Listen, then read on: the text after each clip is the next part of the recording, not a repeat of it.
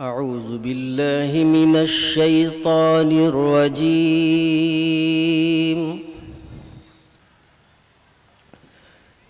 بسم الله الرحمن الرحيم.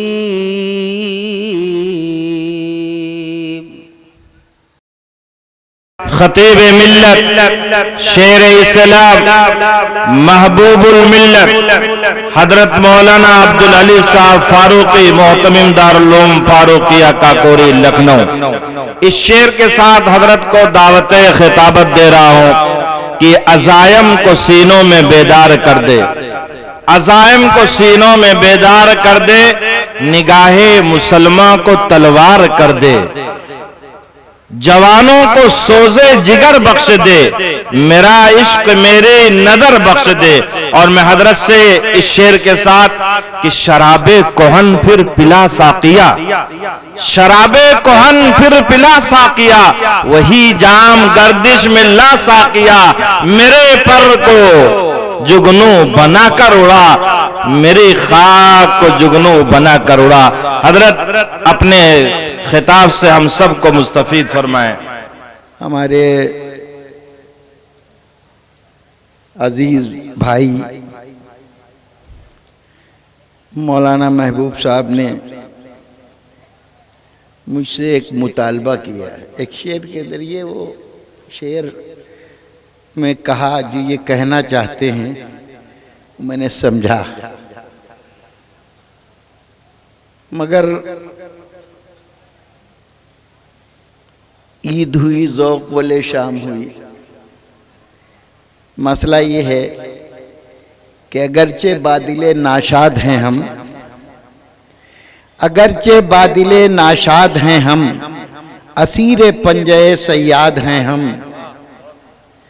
اگرچہ بادل ناشاد ہیں ہم، اسیر پنجے صیاد ہیں ہم، مگر سن کر کسی کا مسکرانا خوشی کا یاد آتا ہے زمانہ۔ بہرحال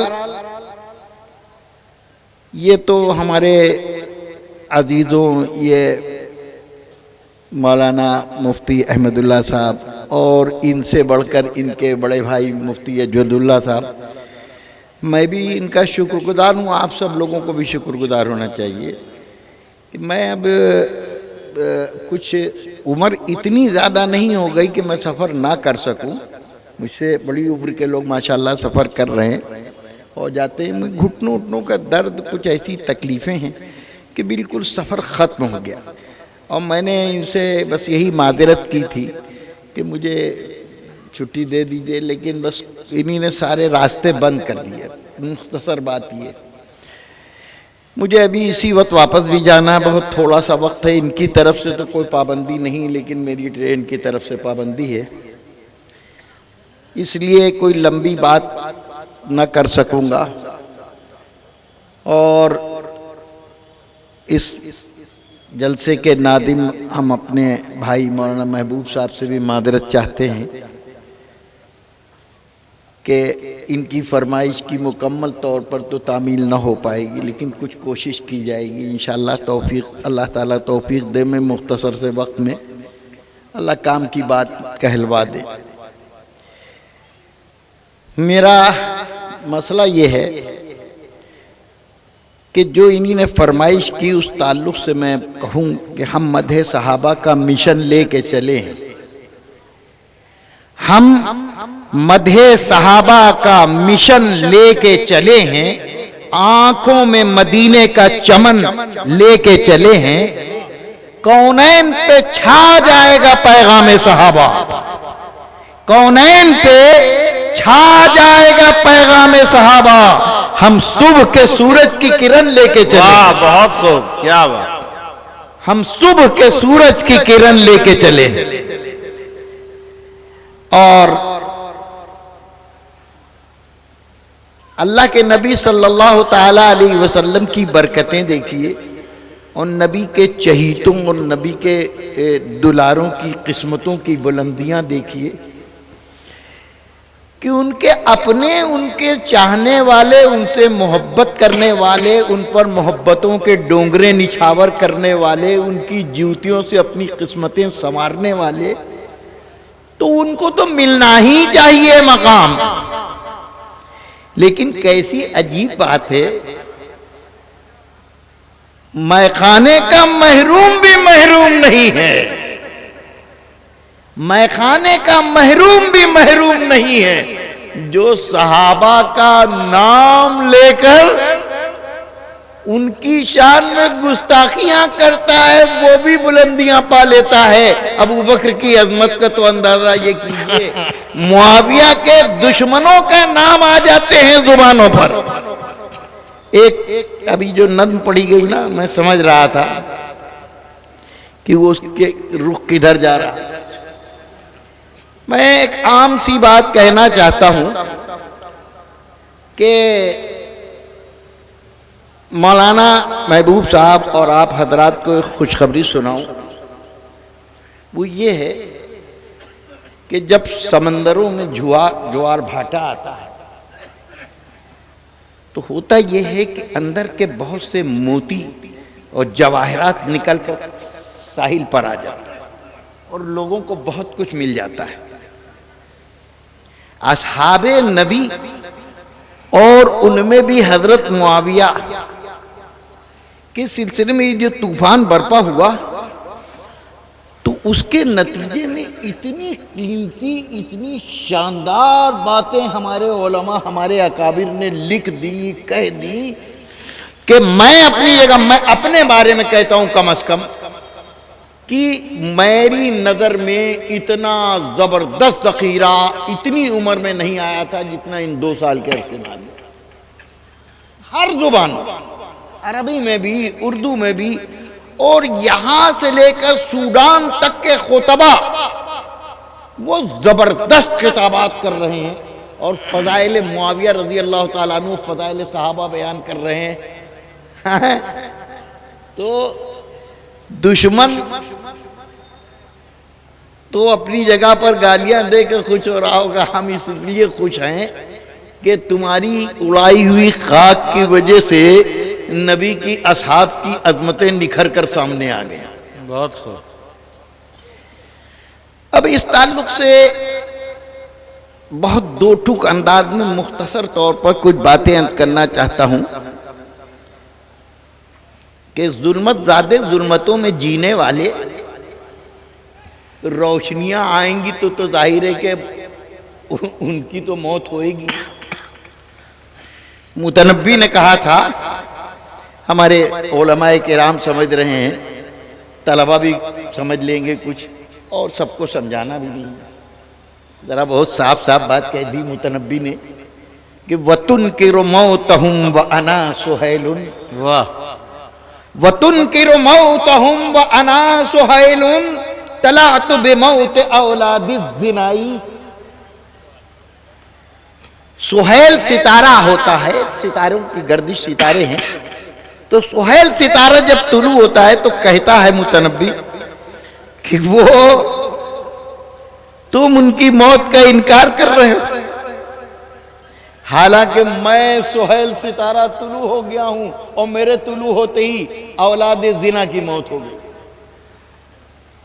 تو کیا عجیب نام ہے معاویہ کا، عجیب نام ہے. ایمان والوں کو حرارت پیدا ہو جاتی ہے، بے ایمانوں کے چہروں پر مردنی چھا جاتی ہے. معاویہ کا نام لیجئے اور نبی کے سارے اصحاب کا معاملہ یہی ہے. ایک بار نام حضرت عثمان لیجئے، ایک بار نام حضرت عثمان لیجئے، چہرے منافقین کے پہچان لیجئے. واہ. نبی والے، نبی نے، یہ نبی کی کمائی ہے، یہ نبی کی محنت ہے. میرے بھائیوں، ہم اور آپ روزمرہ کی اپنی زندگی میں یہ دیکھتے ہیں کہ ایک سے ایک بگڑیل، ایک سے ایک دنیا دار، دنیا میں ڈوبے ہوئے لوگ اہل اللہ کی صحبت میں جاتے ہیں، اہل اللہ کی مجلسوں میں بیٹھتے ہیں. آپ ہم اور آپ روزمرہ کے دلوں کا حال اللہ جاننے والا ہے، لیکن نہ جانے ہماری اور آپ کی نظروں میں کتنے ایسے لوگ آئے ہوں گے کہ جن کے چہروں پر داڑیاں نہیں تھیں، جو نماز نہیں پڑھتے تھے، جو ایسی ویسی واہی تباہی زندگی گزار رہے تھے، کسی اللہ کے ولی اللہ والے سے اس کا رشتہ ہو گیا، تعلق ہو گیا، کچھ کے دن کے بعد ہم نے دیکھا اس کے چہرے پر اللہ کا نور بھی آ گیا، داڑھی بھی آ گئی، نماز کا بھی پابند ہو گیا۔ یہ آج کل کے ہمارے اور آپ کے بیچ کے لوگوں میں جو ہم سے اچھے ہیں، ان کی صحبت یہ رنگ لا رہی ہے، تو نبی کی صحبت، نبی کی صحبت۔ شیخ سعدی رحمت اللہ تعالی علیہ نے بڑے اچھے انداز میں صحبت کی تاثیر کو بیان کیا، سن لیجئے۔ شیخ فرماتے ہیں، گلے خوشبو در حمام روزے، گلے خوشبو در حمام روزے، رسید دست محبوب بدستم۔ شیخ کہتے ہیں غسل خانے میں میں نہانے کے لیے گیا تو میرے ایک دوست نے مٹی کا ایک ڈھیلا دیا۔ اس صابنوں کا دور نہیں تھا کہ لکس اور پیئر صابن سے نہایا جائے، تو مٹی سے، اور آج بھی مٹی کی تاثیر ہے، اور جن لوگوں نے بھی مٹی کا استعمال کیا اور صابن نہیں استعمال کیا، ہم اپنے ملک کے تعلق سے بتا رہے ہیں آپ کو۔ ہمارے ایک وزیر اعظم گزرے ہیں، بہت مختصر مدت وہ وزیر اعظم رہے، لیکن بہرحال وزیر اعظم رہے، وزیر داخلہ تو لمبی مدت تک رہے، چودھری چرن سنگھ۔ آپ لوگوں میں سے کم لوگوں کو یہ بات معلوم ہوگی، پوری زندگی میں کبھی وہ صابن لگا کے نہیں نہائے، ہمیشہ مٹی سے نہاتے تھے، مٹی بدن مل کے۔ تو شیخ فرماتے ہیں اس دور کی بات کہ میں نہانے کے لیے گیا تو میرے ایک دوست نے مجھے مٹی کا ڈھیلا دیا کہ اس کو مل کر نہاؤں۔ اب وہ مٹی کے ڈھیلا جب میرے ہاتھ پہ آئے تو اس کی خوشبو، بدو گفتم کہ مشکی یا عابری، کیا زوئے دلاوے دے تو مستم۔ میں نے اس مٹی کے ڈھیلے سے کہا، ارے اتنی بھینی بھینی خوشبو، تم مشک ہو کہ عنبر ہو، مٹی سمجھ کر تم کو دے دیا گیا، تم مشک ہو کہ عنبر ہو، تمہاری دلاوے خوشبو نے مجھ کو مست کر دیا، مٹی نہیں ہو تم۔ اب سنیے گا، بگفتہ من گلے ناچیز بودم، بگفتہ من گلے ناچیز بودم ولیکن مدت باگل نشستم۔ وہ مٹی کا ڈھیلا اصل میں ہوا یہ تھا کہ پھولوں کی ایک کیاری تھی جس پر پھول گرتے تھے، ظاہر کیاری میں پھول ٹوٹ ٹوٹ کے گرتے، اس کے بکھرتے پتیاں ہوتی ہیں، وہاں سے وہ اس کھود کر مٹی کا ڈھیلا لے گئے تھے۔ تو کہتا ہے مٹی کے ڈھیلے پہ جواب آیا کہ میں تو ایک معمولی مٹی کا ڈھیلا ہوں، آپ جیسا حکیم اور آپ جیسا مصلح اور آپ جیسا دانا اور بینا میرے اوپر مشک اور عنبر کا شک کر رہا ہے، میں نہ مشک ہوں نہ عنبر، میں تو مٹی کا مٹی ہوں۔ لیکن بس بات صرف اتنی ہے کہ کچھ عرصے تک پھولوں کے ساتھ رہا ہوں، کچھ عرصے تک پھولوں کے ساتھ رہا ہوں۔ جمال ہم نشی درمن اثر کر، جمال ہم نشی درمن اثر کر، وگرنہ منہواں خاکم کے ہستم۔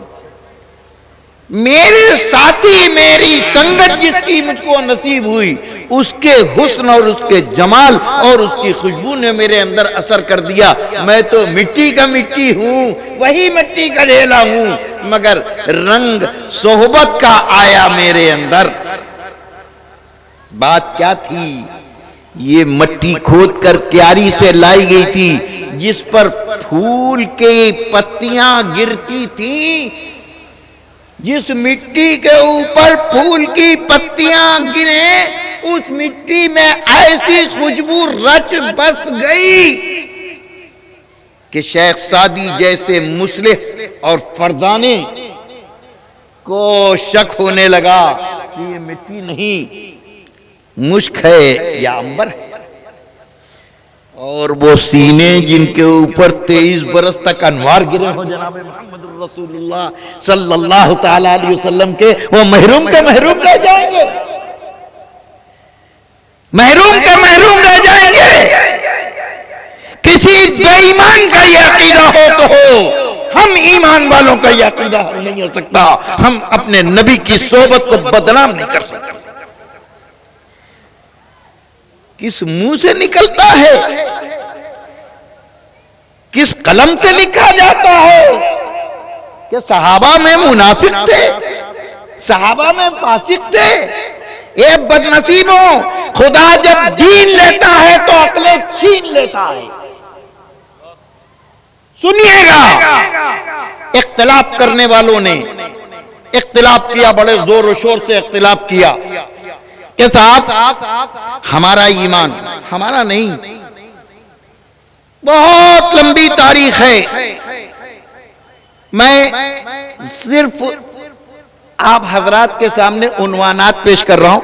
مجھے بہت خوشی ہے کہ یہ علماء کرام یہاں تشریف فرما ہیں، اس مدرسے سے تعلق رکھنے والے بھی، اور یہ مدرسہ بیت العلوم کی برکتیں ہیں اور بڑے لوگوں کی جگہ ہے۔ میں اب اس کے سلسلے میں بہت دفعہ بتا چکا ہوں، کیا میں اسی پر وقت نکل جائے گا۔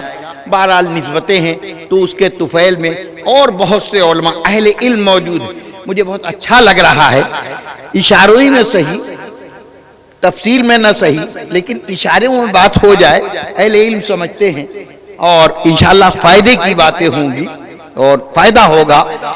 دیکھیے، اللہ کے نبی صلی اللہ تعالی علیہ وسلم صحابیت کی تعریف کے سلسلے میں ایک جو اب تک اہل علم کا تقریباً جس پر اتفاق رہا، تقریباً، اور ہمارے عہد میں ماضی میں اختلاف کچھ ہوئے، کچھ لوگوں نے دوسری رائے دی، لیکن موجودہ وقت میں تو اہل علم کا اس پر اتفاق ہے کہ صحابی اس خوش نصیب کو کہا جاتا ہے جس نے آقا صلی اللہ تعالی علیہ وسلم کی ایمان کی حالت میں زیارت،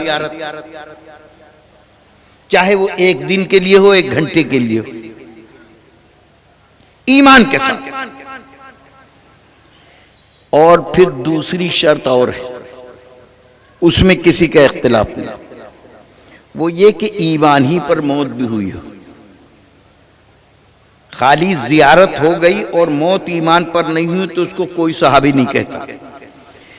پہلی والی شرط کے سلسلے میں تو کچھ اختلاف بھی ہے، بعض علماء نے یہ لکھا کہ خالی زیارت نہیں، بلکہ کسی نے کہا رسول اللہ صلی اللہ علیہ وسلم سے روایتیں کرنا، حضور کے اقوال، حضور کے افعال یعنی احادیث کو نقل کرنا بھی صحابیت کے لیے ضروری ہے۔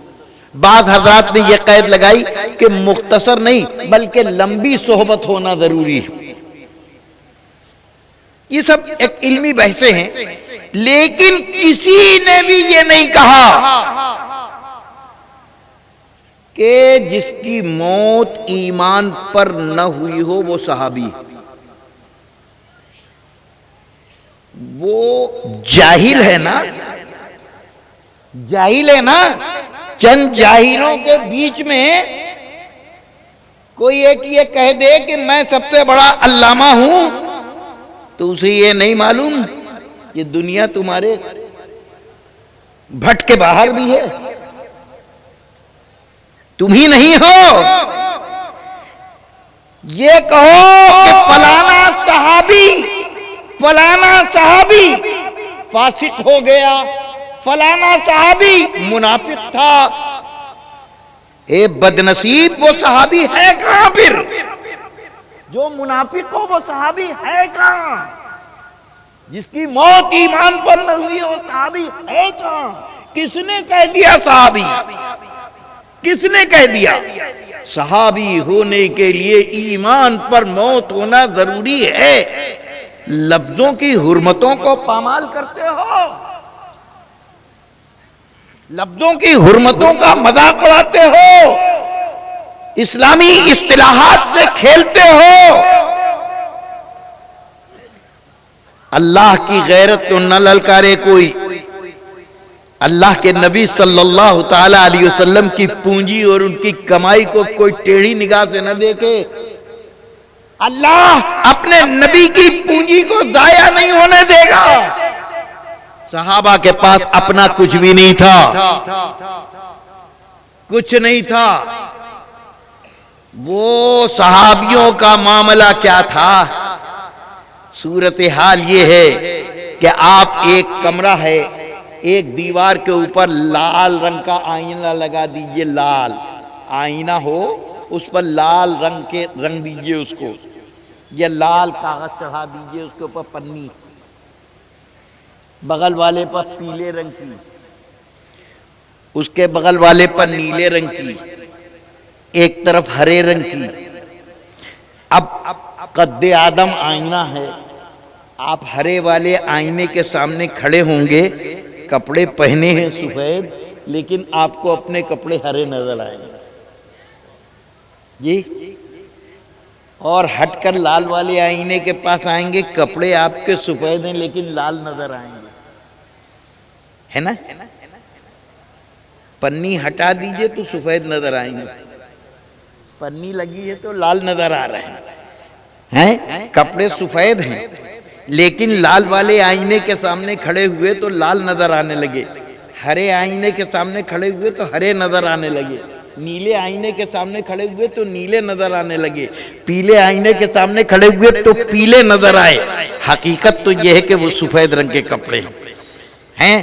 بس ایسے ہی اللہ کے نبی صلی اللہ تعالی علیہ وسلم کا جمال ہے، جو کبھی صدیقیت میں نظر آ رہا ہے، کبھی عدالت میں نظر آ رہا ہے، کبھی سخاوت میں نظر آ رہا ہے، کبھی شجاعت میں نظر آ رہا ہے. یہ نبی کے آئینے ہیں. نبی کا عکس دیکھو صدیق میں، نبی کا عکس دیکھو فاروق میں، نبی کا عکس دیکھو عثمان میں، نبی کا عکس دیکھو علی میں. انہیں پر اپنا کچھ نہیں ہے، یہ پنیاں چڑھی ہوئی ہیں، یہ نبی کی پنیاں ہیں. کسی پر لال رنگ چڑھا دیا ہے، کسی پر ہرا رنگ چڑھا دیا ہے، کسی پر نیلا رنگ چڑھا دیا ہے. یہ ہے. صدیق کے پاس اپنا کچھ نہیں تھا. صدیق کو للکارو گے تو نبی کی عزت سلامت نہیں رہے گی، نبی کی عظمت سلامت نہیں رہے گی. کیوں صاحب؟ ہم اپنوں ہی کا نام لیں گے، ہم تمہارا نام نہیں لیتے. مفتی عبداللہ صاحب بہت کم عمری میں ان کا انتقال بھی ہو گیا، کوئی بہت لمبی عمر بھی نہیں ملی. ان کے مریدین صاحب ہزاروں، ان کے فیض یافتگان ہزاروں. اور یہ تو میں نے ایک مثال دی. اپنوں کے لیے یہ دعوے داری یہ کہ میرے شاگرد ہزاروں، میں عرب اور عجم کا سب سے بڑا امام، میرے علاوہ کسی کو حدیث نہیں آتی، میرے علاوہ کسی کو قرآن نہیں آتا، میرے علاوہ کسی کو پڑھانے کا شعور نہیں. تم خود تو اتنے بڑے، اور نبی گئے تو یہی خالی چلے گئے. ہم کیسے ہضم کریں اس بات کو جب کوئی بدبخت یہ لکھے کہ اکثر صحابہ نبی کی وفات کے بعد مرتد ہو گئے.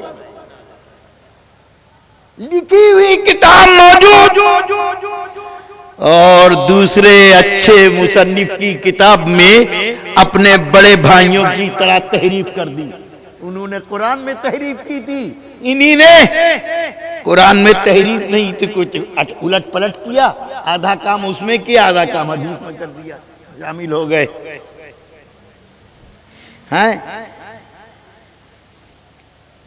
ردائے لالو گل پردے مہو انجم، ردائے لالو گل پردے مہو انجم.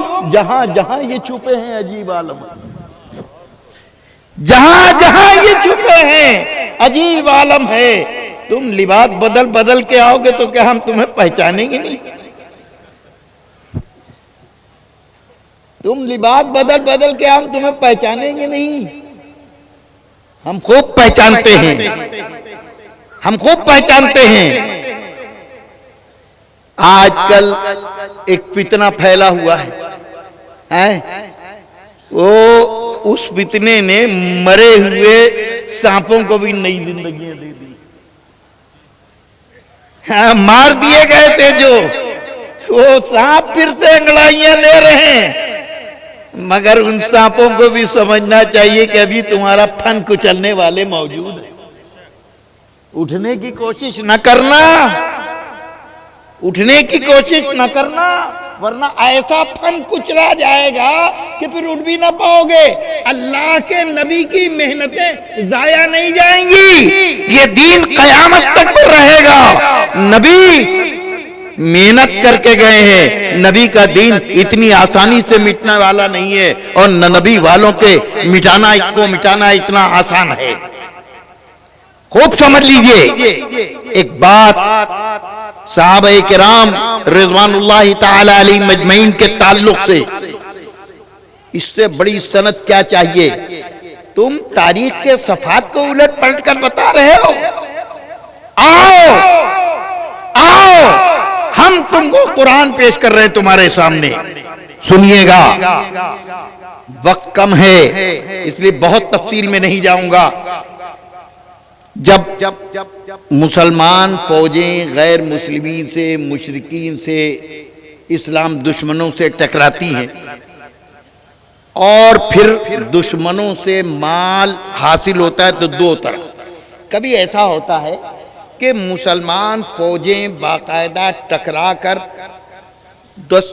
دشمنوں سے مقابلہ کر کے فتح حاصل کرتی ہیں، اور دشمن کو شکست ہوتی ہے، اور شکست کے بعد ان کی فوجوں سے جو مال ملتا ہے اس کو مال غنیمت کہتے ہیں. اور کبھی ایسا ہوتا ہے کہ لڑائی کی نوبت نہیں آتی، صلح مصالحت ہو جاتی ہے اور جنگ بند ہو جاتی ہے، جنگ نہیں ہوتی ہے، ہوتی ہی نہیں جنگ، اور اس کے نتیجے میں غیر مسلمین کی طرف سے مسلمانوں کو مال ملتا ہے، اس کو کہتے ہیں مال فے. میں نے مختصر طور پر جلدی میں بتا دوں تفصیلات. اب مال فے یا مال غنیمت ملے گا کس کو؟ اتنی موٹی سی بات آپ کی سمجھ میں آ گئی نا. غیر مسلمین سے ملا ہے. کس کو؟ کس کو ملا؟ سن رہے ہیں آپ؟ کس کو ملا؟ بولو بھائی. ہاں مسلمانوں کو ملا ہے نا. غیر مسلمین بھائی جنگ ہوئی اور جیتے مسلمان، دشمنوں سے مال ملا، مال غنیمت. جنگ کی نوبت نہیں آئی، مصالحت ہو گئی اور دشمنوں سے مال ملا، مال فے. تو یہ مال فے اور مال غنیمت کا مالک کون ہوگا؟ مسلمان. ٹھیک. اب سنیے، قرآن کی 3 آیتوں میں اللہ نے فرمایا کہ یہ مال فے اس کے حقدار کون ہیں، کن کو ملے گا؟ کن کو ملے گا؟ پہلی آیت للفقراء المہاجرین الذین اخرجوا من دیارہم واموالہم یبتغون فضلا من اللہ ورضوانا وینصرون اللہ ورسولہ اولئک هم الصادقون. ٹھیک. اس آیت میں بتایا گیا ہے صحابہ کرام کے 2 گروہ تھے موٹے طور پر، ایک انصار، دوسرے مہاجرین. مکہ مکرمہ میں جو لوگ اللہ کے نبی صلی اللہ تعالی علیہ وسلم پر ایمان لا کر نبی کے ساتھ بن گئے تھے، اللہ کے حکم سے 13 برس کے بعد اللہ کے حکم سے یہ لوگ مدینے ہجرت کر کے گئے تھے، ہے نا؟ یہ سب ذہن میں ہے نا؟ تو مدینے میں جن لوگوں نے ان کو پناہ دی تھی، ٹھہرایا تھا اپنا مہمان بنا کر، وہ انصار کہے گئے، مددگار. اور یہ جو اپنا مال اور اپنی متاع اور اپنے کاروبار سب کچھ اللہ کے حکم سے اللہ کے نبی کے دین کی سربلندی کے لیے چھوڑ چھاڑ کر لٹا کر مٹا کر گئے تھے مدینے، یہ مہاجر کہے گئے. اللہ تبارک و تعالیٰ نے قرآن مجید میں بیان کیا کہ مہاجرین کا رتبہ انصار کے مقابلے میں بلند ہے. صحابہ میں بھی گریڈ ظاہر ہے کہ جن لوگوں نے تکلیفیں اٹھائی ہیں، مشقتیں جھیلی ہیں، قربانیاں دی ہیں، 13 برس تک طرح طرح کی قربانیاں دی ہیں، اور پھر آخر میں اپنی مال اور متاع، حتیٰ کہ بعضے لوگ تو اپنی بیوی بچوں کو بھی چھوڑ کر اللہ کے حکم پر، اللہ کے نبی کے حکم کی تابعداری میں مدینے چلے گئے تھے، ان کا مقام بلند۔ اس کے بعد ان کا مقام ہے جو انصار ہیں۔ پہلی آیت میں اللہ تبارک و تعالی نے صحابہ کرام میں سے مہاجرین کو مال فے کا حقدار قرار دیا۔ ترجمہ اور جمع اس کی تشریح کروں گا تو دیر ہو جائے گی۔ للفقراء المہاجرین، یہ مال فے ان مہاجر فقراء کے سلسلے میں ہے کو ملے گا کہ جو اپنے گھروں سے نکالے گا۔ ٹھیک، دوسری آیت میں اللہ تبارک و تعالی نے فرمایا والذین تبوؤا الدار والایمان من قبلہم یحبون من ہاجر الیہم ولا یجدون فی صدورہم حاجۃ مما اوتوا ویؤثرون علی انفسہم ولو کان بہم خصاصہ ومن یوق شح نفسہ فاولئک هم المفلحون۔ دوسرے میں انصار کا ذکر کیا کہ صحابہ انصار جو تھے مدینے والے وہ مال غنیمت کے حقدار ہیں، لیکن ظاہر ہے یہ دونوں قسمیں صحابہ کی۔ اور ابھی آپ نے سن لیا کہ صحابی کون ہے؟ وہ خوش نصیب انسان جس نے ایمان کے حالت میں نبی اکرم صلی اللہ تعالی علیہ وسلم کی زیارت کی ہو اور ایمان ہی پر اس کی موت ہو گئی ہے نا۔ اب ظاہر ہے کہ یہ تو ایک بہت مختصر مدت کے لوگ ہوئے۔ رسول اللہ صلی اللہ تعالی علیہ وسلم کے اس دنیا سے رخصت ہونے کے بعد حضور اکرم صلی اللہ تعالی علیہ وسلم سن 11 ہجری میں، یعنی مدینے ہجرت کرنے کے بعد 11واں سال تھا، ربیع الاول کا مہینہ، کیا آپ اس دنیا سے تشریف لے گئے۔ صحابہ پہلی صدی بھی مکمل نہیں ہوئی تھی کہ صحابہ ختم ہو گئے، کوئی صحابی باقی نہیں رہا۔ ٹھیک، اب آئی مثلا دوسری صدی، 102، 103، 104 ہجری، 105 ہجری، اب آج کل تو 1441 چل رہی ہے۔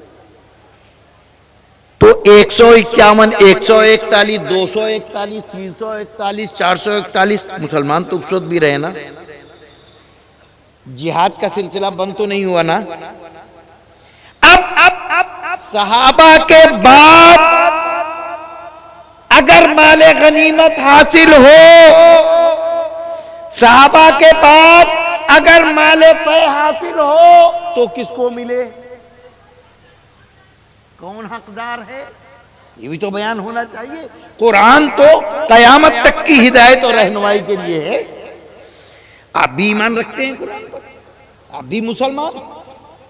آج کی تاریخ میں کہیں کوئی جہاد ہو اور اس کے نتیجے میں مسلمانوں کو مال فے یا مال غنیمت حاصل ہو دشمنوں سے، تو کس کو دیا جائے، کیسے بٹے، کون حقدار ہے؟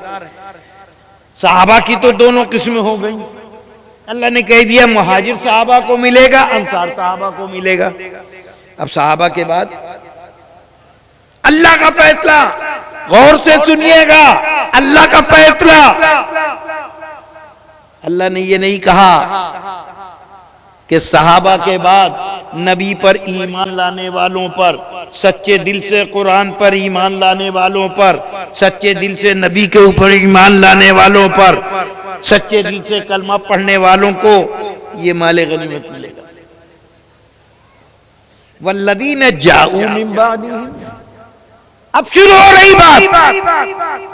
صحابہ کے بعد جو لوگ آئیں، تابعین، تبع تابعین، مومن ہیں، ایمان والے ہیں، کلمہ پڑھنے والے ہیں، قرآن پر یقین رکھنے والے ہیں، نبی کی نبوت پر ایمان رکھتے ہیں، مگر نبی کی زیارت نہیں ہوئی۔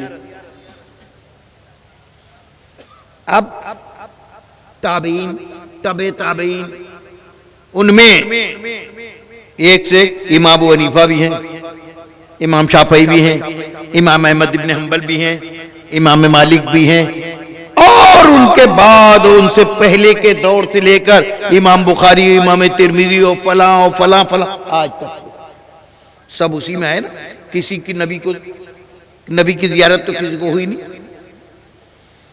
اللہ میاں نے کیا بتایا؟ ایمان کس کا معتبر،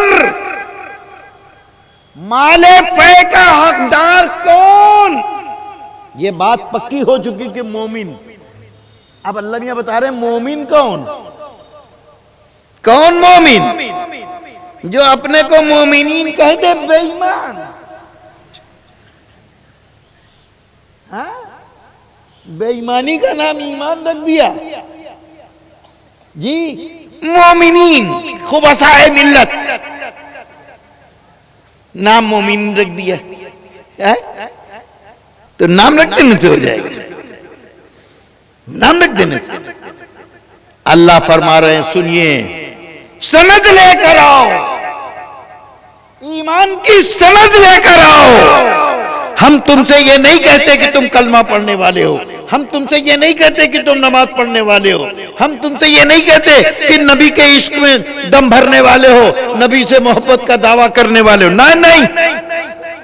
والذین جاؤوا من بعدہم. سنیے، میں اپنی بات نہیں، بڑے دعوے ہیں، قرآن میں دکھاؤ، حدیث میں دکھاؤ، مناظرہ کر لو.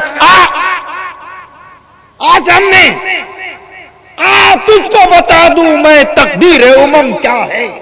تجھ کو بتا دوں میں تقدیر امم کیا ہے. شمشیر و ثنا اول، طاؤس و رباب آخر. کیا بات؟ سنو، کھری کھری سنو، قرآن کی سنو. دم ہے تو کہہ کے دکھا دو کہ قرآن کی بھی یہ آیت ضعیف ہے. بہت خوب، بہت عمدہ، کیا بات ہے.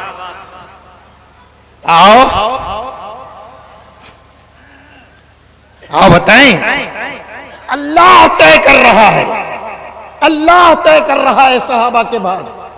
والذین جاؤوا من بعدہم، جو صحابہ کے بعد آئے، وہ مال پے کے حقدار کون ہوں گے؟ کن کا ایمان معتبر ہے؟ سنیے، یقولون ربنا اغفر لنا ولإخواننا الذین سبقونا بالایمان ولا تجعل فی قلوبنا غلا للذین آمنوا ربنا انک رؤوف الرحیم. اللہ فرما رہے ہیں بعد والوں میں پہلی آخری اول آخر شخص ایک. کیا؟ وہ یہ کہتے ہوئے، اے پالنے والے ہماری مغفرت کر دیجئے، ہم کو معاف کر دیجئے، ہمارے قصوروں کو معاف کر دیجئے. اور وَلِإِخْوَانِنَا الَّذِينَ سَبَقُونَا بِالْإِيمَانِ. واہ ماشاءاللہ، کیا استدلال ہے.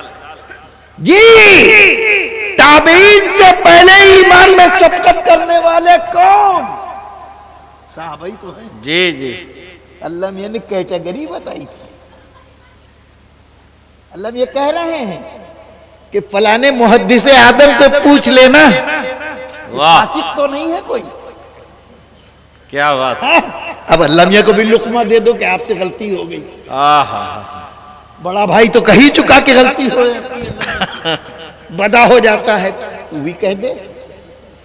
ہاں ہمارے لیے کیا، ہم تو ہیں اسی کام کے لیے. ہم نے اپنی جماعت کے سلسلے میں ایک بات ہمیشہ کہی، ہم دیوبند والے، دیوبند سے وابستہ مسلک دیوبند والے، ہم اپنی پہچان بتاتے ہیں. کیا؟ اللہ کے دین کے سویپر ہیں ہم لوگ. اللہ نے اپنے دین کا سویپر بنانا منظور کر لیا، ہمارے ہاتھ میں جھاڑو. سویپر کا کام کیا ہوتا ہے؟ بھی یہ عیدگاہ ہے، آج صفائی ہوئی ہوگی دن میں، ضرور بھئی عیدگاہ ہے، کھلا میدان ہے. تو اب جو 4 10 15 جائے آدمی لگے ہوں گے، وہ آئے ہوں گے یہاں، تو انہوں نے یہ دیکھا ہوگا یہ کاغذ کا ٹکڑا ہے، یہ تنکا ہے، اور یہ تو پتی ہے، سب کو الگ الگ ڈبوں میں بند کر کے رکھو. وہ صفائی کرنے آیا بھائی. चुनाई करने थोड़ी आए। वाह उनके हाथ में झाड़ू, उन्होंने मारा झाड़ू, अब उसमें तिनका आवे या पत्ती आवे या कागज आवे, मकसद उनका है ईदगाह के इस फर्श को साफ करना हर मैल कुचैल से। अल्लाह का करम है, अल्लाह ने उलमाए देवबंद के जिम्मे यही खिदमत की। वाह क्या बात, झाड़ू लो, साफ करो, वाह बहुत उम्दा, इनकी सफाई करो, जो कोई आए बहुत खूब। बांटते जाओ, बांटते जाओ, हटाते जाओ, हटाते जाओ, जितना कचरा है सबको साफ करो। अब तुम कौन हो, सैयद हो कि सिद्दीकी हो कि खान हो कि पठान हो कि फलां हो कि धमक हो, मिस्र पास हो कि अफ्रीका पास हो, आते जाओ, जाते जाओ, आते जाओ, जाते जाओ, बिल्कुल खरारा से। सीधी सीधी वाह। बात।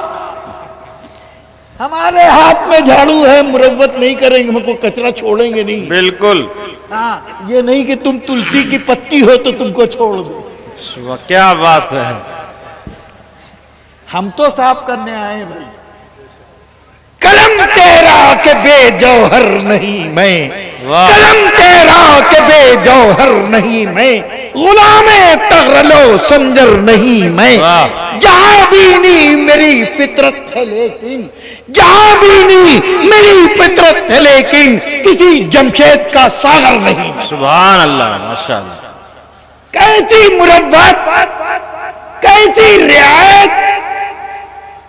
तुम नबी की कमाई पर अटैक करो, हम तुमको छोड़ दें, हम हाथ कलम कर दें। जो निगाहें नबी की पूंजी की तरफ उठेंगी हम उनको फोड़ देंगे। वाह। जो कलम उठेगा हम उस कलम को तोड़ देंगे। हम इसी के जिम्मेदार हैं, इसीलिए पैदा किए गए। बेशक।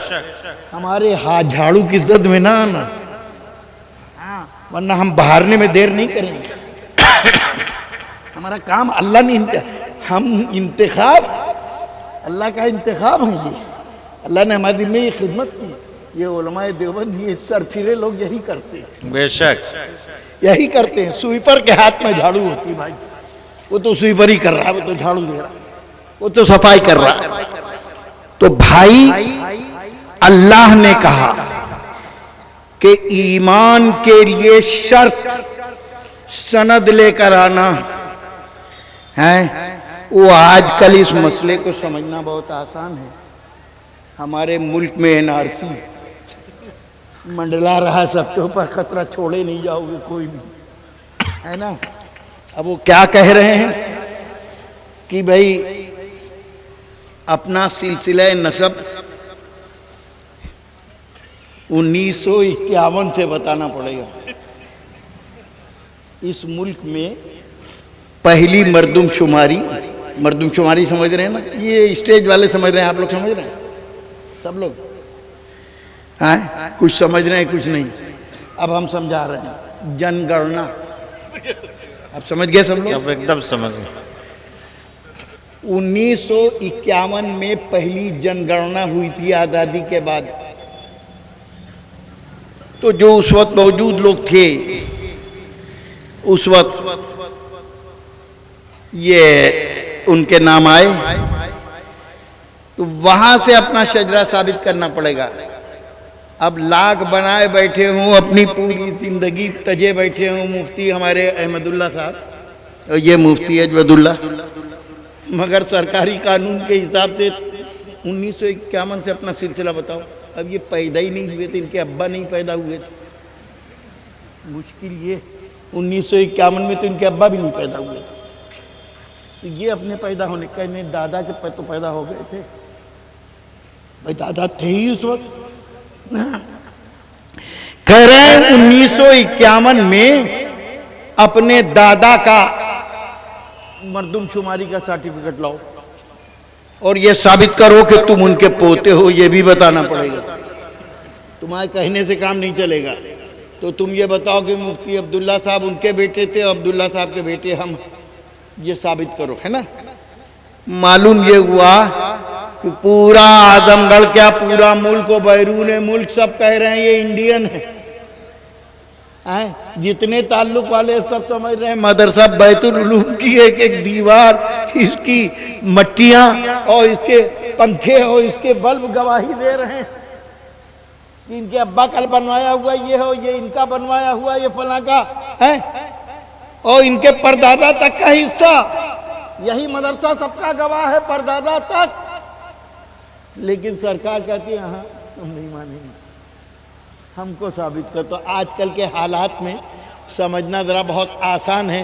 اللہ میاں بھی کہتے ہیں تم اپنے جھنڈے لے کر کے، اپنی سبیلیں لے کے، سبیل ابھی لگوا کر کے بھی تو حضرت حسین سے محبت ظاہر کی جا رہی ہے آج کل. نئے نئے فیشن. ہاں مصور تیرے ہاتھوں کی بلائیں لے لوں، مصور تیرے ہاتھوں کی بلائیں لے لوں. خوب تصویر بنائی میرے بہلانے. ہاں ابلیس کے یہ سب دام ہے، کبھی اس میں پھنساتا ہے کبھی اس میں پھنساتا ہے. اس کے بعد بڑی چالیں ہیں.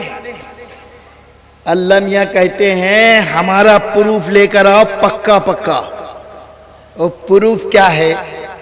اے میرے رب، اپنے حبیب کے غلاموں کو وابستگی کا کیا صلہ تو نے دیا؟ اللہ فرماتے ہیں کہ صحابہ کے بعد والوں کے لیے لازم ہے کہ وہ اپنا ایمان ثابت کرنے کے لیے، مال پے کا حقدار بننے کے لیے آئیں.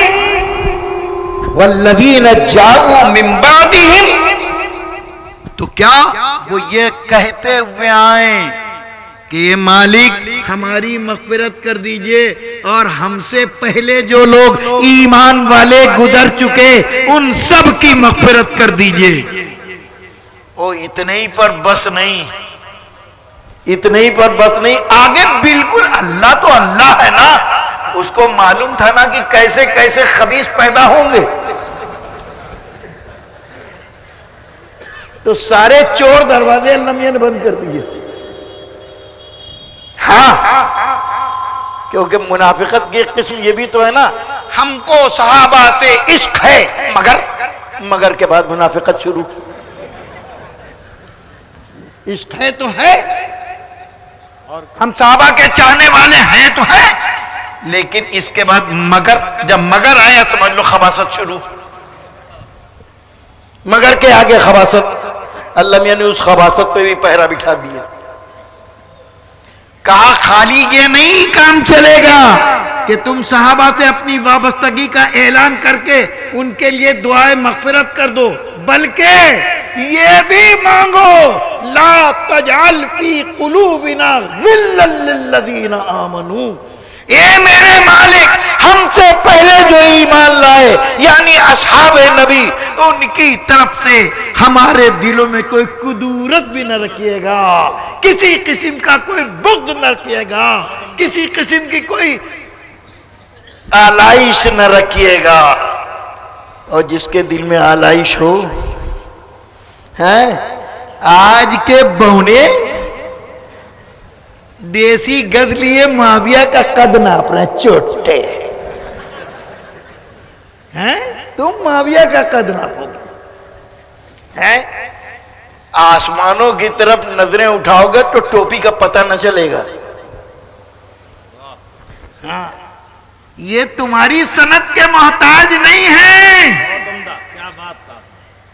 تم اچھا کہو یا برا کہو، ان کے رب نے ان کو سند دے دی. کلم وعد اللہ الحسنى. اللہ نے کہہ دیا رضی اللہ عنہم ورضوا عنہ. اے مالک تیری نوازشوں کے کیا انداز، کیا انداز. اے بھائی، میں ہوں، یہ بچہ میرا شاگرد ہے، مجھ سے پڑھتا ہے. اگر میں یہ کہوں کسی موقع پر اس کی اطاعت گزاری، اس کی فرما برداری سے خوش ہو کر کہ تم نے میری بڑی خدمت کی، میں تم سے بہت خوش ہوں، جاؤ راضی ہو گیا، میں تم سے خوش ہو گیا، تو یہ تو بات سمجھ میں آئی. اللہ میاں نے بھی یہ کیا ہے. احادیث میں آتا ہے کہ جنتیوں کو، اہل جنت کو اللہ تعالیٰ جب جنت بھیج دیں گے اور فیصلہ ہو جائے گا جنتیوں کے لیے جنت کا، جہنمیوں کے لیے جہنم، تو اب فیصلہ ہونے کے بعد پھر بعد میں اللہ تبارک و تعالیٰ کچھ عرصے کے بعد پوچھیں گے جنتیوں سے، خوش ہو؟ جو تم کو نعمتیں ملی اس پہ خوش ہو؟ اہل جنت کہیں گے میرے مالک خوش، ہم کو ہماری سوچ سے، ہماری بساط سے، ہمارے ارمانوں سے، ہمارے تصور سے زیادہ ملا، اب بھی نہ خوش ہوں گے؟ بہت خوش ہیں۔ اللہ تعالیٰ اپنے جنتی بندوں کا اس سپاس گزاری سے خوش ہو کر فرشتوں کو حکم دیں گے دگنی کر دو ساری نعمتیں۔ ہم بہت خوش ہوئے ان کے جواب سے، وہ دگنی کر دی جائیں گے۔ اب اور نہالو نہال، کچھ وقفے کے بعد پھر اللہ پوچھیں گے اب خوش ہو؟ کہیں گے مالک ہم پہلے ہی بہت خوش تھے اور اب تو پوچھنا ہی کیا۔ اللہ میاں کہیں گے اب اس کی دگنی کر دو۔ ایسی دگنی دگنی دگنی ہوتی رہیں گے۔ آخری نعمت جب اللہ دینے کا فیصلہ فرمائیں گے اہل جنت کو، حدیث ہے باقاعدہ، میں ایسے ہی بنڈل نہیں مار رہا ہوں، بخاری پڑھاتے ہیں، ڈر لگتا ہے ان لوگوں کے سامنے سے، کچی بات نہیں کہہ رہا ہوں۔ ہاں وہ ضعیف وعیف نہیں ہے کوئی بھائی، آج کل تو ٹھیلے والا بھی کہتا ہے ضعیف ہے، اسے کہتے لکھ دے بے ضعیف تو انشاءاللہ جیبی سے لکھے گا، لیکن اتنا معلوم ان کو حدیث رسول کا کھلواڑ بنایا جا رہا جی۔ تو اللہ تبارک و تعالی جب آخری نعمت دینے کا فیصلہ فرمائیں گے اہل جنت سے کہیں گے جاؤ میں اب اپنی آخری نعمت تم کو دے رہا ہوں اور وہ ہے میری رضا، میں تم سے راضی ہوا سدا کے لیے، اب میں کبھی تم سے ناخوش نہیں ہوں گا۔ سبحان اللہ، یہ ہے نا جنتیوں کے لیے۔ اللہ تبارک و تعالی صحابہ کرام کو اس سے بھی اونچا مقام دے رہے ہیں۔ واہ کیا بات! سنیے گا، میں اپنی بات میں قرآن کی پکی بات کرنے کا آدمی، میں حدیث میں اتروں گا نہیں کہ تم ضعیف کہہ پاؤ۔ اگر منہ میں 32 دانت ہو تو قرآن کی آیت کو بھی کہہ دو، کوئی بھروسہ ہے تمہارا؟ تم دوسرا قرآن چھاپ دو گے، اس میں یہ آیت ہی غائب کر دو گے، ہم کیا کر لیں گے تمہارا؟ کیا بات! کیا بات! آپ کو غائب کر دو گے بھائی، تمہارے بڑے بھائی تو نہیں کر پائے یہ سب، لیکن تم کر لو گے کچھ اور کم۔ کودا تیرے گھر میں کوئی دھم سے نہ ہوگا، کودا تیرے گھر میں کوئی دھم سے نہ ہوگا، جو کام کیا تم نے وہ رستم سے نہ ہوگا۔ واہ! ہاں اللہ میاں نے سنیے مالک کی نوازش دیکھیے، جن اصحاب پر یہ کو مغز انگلیاں اٹھا رہے ہیں رب کی نظر میں وہ کیا ہیں؟ رب نے کہا رضی اللہ عنہم، اللہ ان سے راضی ہو گیا۔ یہ تو اہل جنت کا آخری نعمت ہے، آخری درجہ اللہ نے اسی دنیا میں صحابہ کو دنیا میں دے دیا۔ بہت خوب، بہت عمدہ، اسی دنیا میں اعلان کر دیا۔ اور اتنا ہی نہیں، آگے فرمایا وَالرَّضُوا عَنْهُ، وہ بھی اللہ سے راضی ہو گئے میرے مالک تیری نوازش، ارے راضی نہ ہوں گے تو جائیں گے کہاں؟ مگر یہ تیری کرم کی بات ہے، تیری بخشش کی بات ہے، تیری عنایت کی بات ہے کہ تو کہہ رہا ہے یہ بھی کچھ ہو گئے۔ اتنے دلارے، اتنے چہیتے کہ ان کے اپنے سے راضی ہونے کو بھی رب فخر کے ساتھ بیان کر۔ واہ سبحان اللہ! اس سے بڑا کوئی انعام چاہیے؟ ایسے سجے سجائے لوگوں کے سلسلے میں، رب کے اتنے چہیتے اور دلاروں کے سلسلے میں جو زبان درازی کرے سمجھ لو توفیق خیر سلب ہو گئی۔ بے شک۔ اور بھائی آخری بات، میرا وقت ہو گیا، بہت دیر ہو گئی، مجھے جانا ہے۔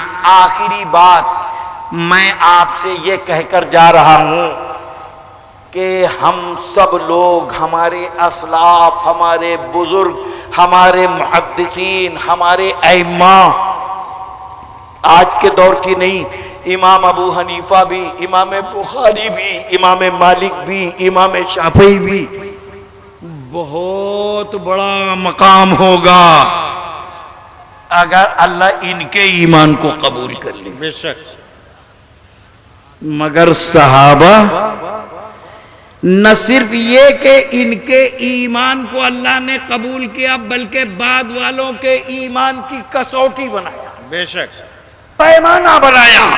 قرآن کی آیت ہے فَإِنْ آمَنُوا بِمِثْلِ مَا آمَنْتُمْ بِهِ فَقَدْ اهْتَدَوْا. اگر بعد والے تمہارے جیسا ایمان لائیں گے تب ہدایت پائیں گے.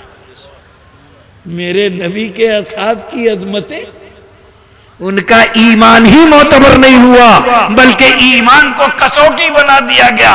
اے معاویہ تمہارے جیسا ایمان لائیں گے تب ایمان والا ہم شمار کر رہے ہیں ورنہ بے ایمان کہیں گے. یہ رب کا فیصلہ ہے.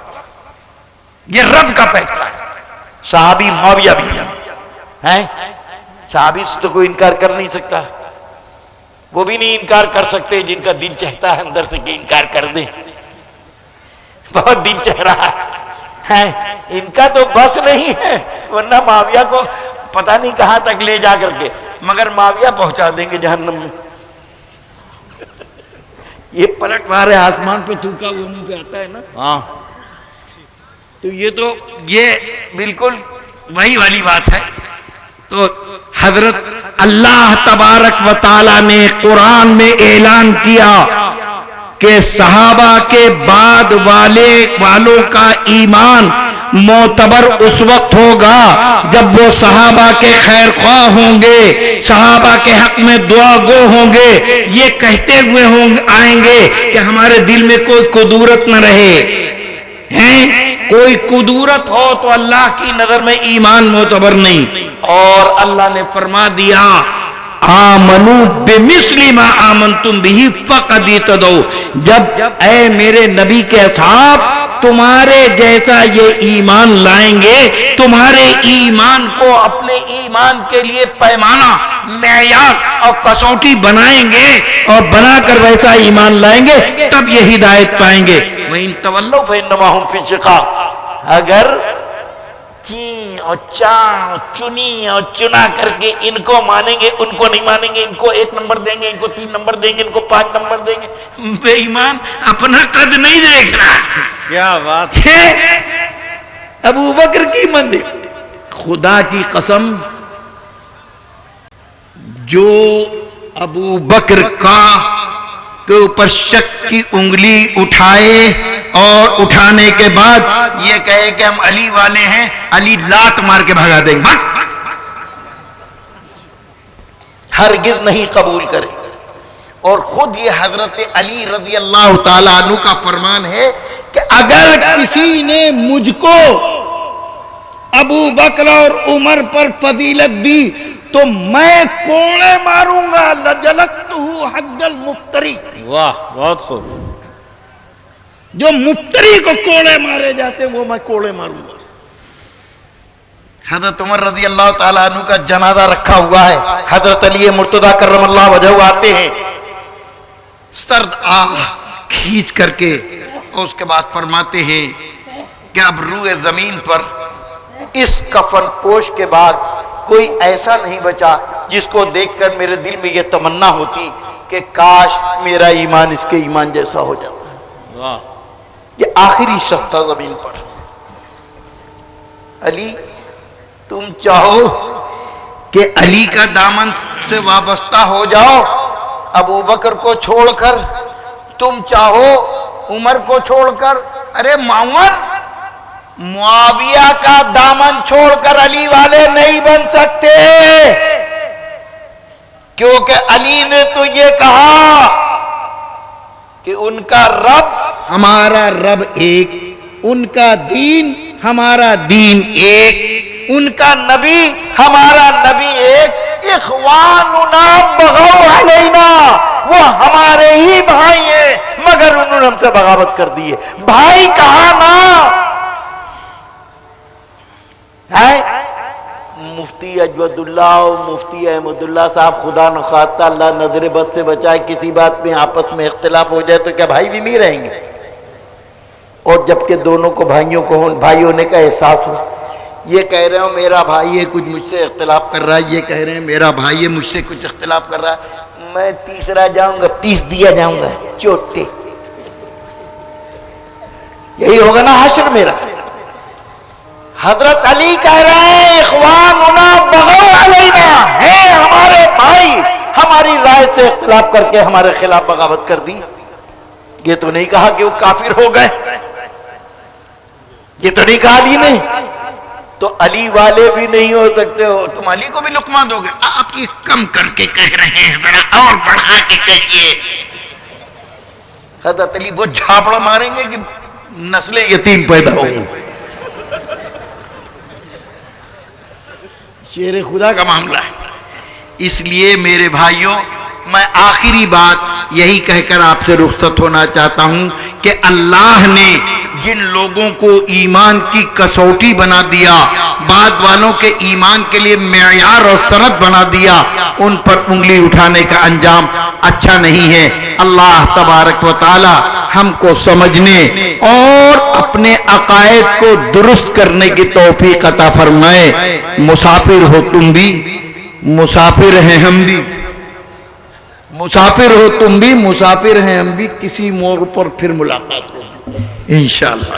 السلام علیکم. جزاکم اللہ. اللہ تعالی حضرت کو عمر نوح اور جبرائیل کی روح عطا فرمائے.